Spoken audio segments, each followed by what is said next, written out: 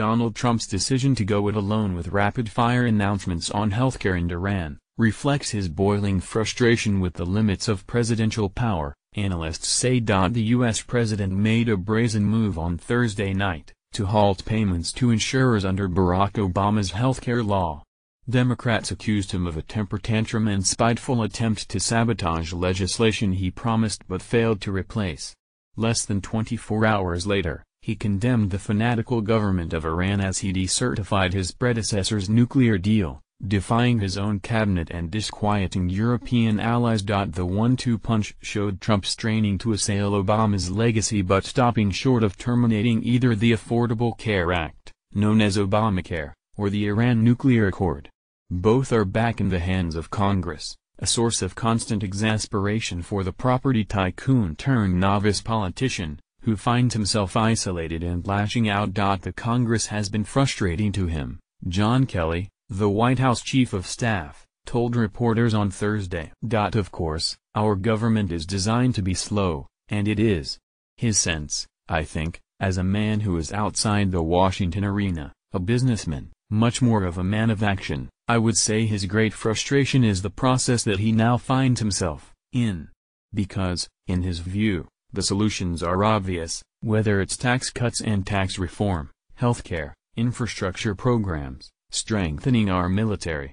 To him, these all seem like obvious things that need to be done to protect the American people, bring jobs back. Since taking office 10 months ago as the first U.S. president with no previous political or military experience, Trump has been given a crash course in the workings of government, and the delicate balance of power between the White House, Capitol Hill and the courts. That his read-only run so far has come as a rude awakening. His executive orders can only achieve so much, and frustrations have sometimes spilled out in impetuous speeches and tweets. Rick Tyler, a political analyst and partner at Foundry Strategies, said he is acutely aware of the limits of presidential power. It's not like being the CEO of a company where you just do what you want to do. By using executive orders, Trump is making something happen on healthcare. He's prevented from changing it himself, but will force another branch of power to react.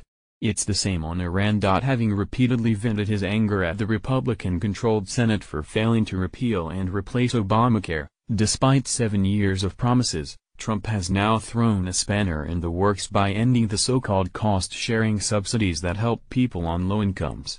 The White House claims the government cannot legally continue to pay the subsidies because it lacks formal authorization by Congress. The president explained on Friday it's step by step, and that was a very big step yesterday. We're going to have great health care in our country. We're taking a little different route than we had hoped, because Congress forgot what their pledges were. So we're going a little different route. But you know what? In the end, it's going to be just as effective, and maybe it will even be better. The intervention, however, could backfire. It was condemned by Democrats including the House Minority Leader, Nancy Pelosi, who told reporters the president single-handedly decided to raise America's health premiums for no reason other than spite and cruelty. Senator Chris Murphy tweeted Trump's decision to stop ACA payments as nuclear-grade bananas, a temper tantrum that sets the entire health system on fire. My God. Doctors groups also warned of dramatic, if not catastrophic, increases in premiums across the country and millions of Americans losing coverage. 19 states plan to sue. Trump has previously blamed the lack of healthcare fixes on Obama or Congress, but he risks being held personally responsible for cutting the system off at the knees. Robert Shrum, a Democratic consultant, said the healthcare thing is madness in both policy and politics.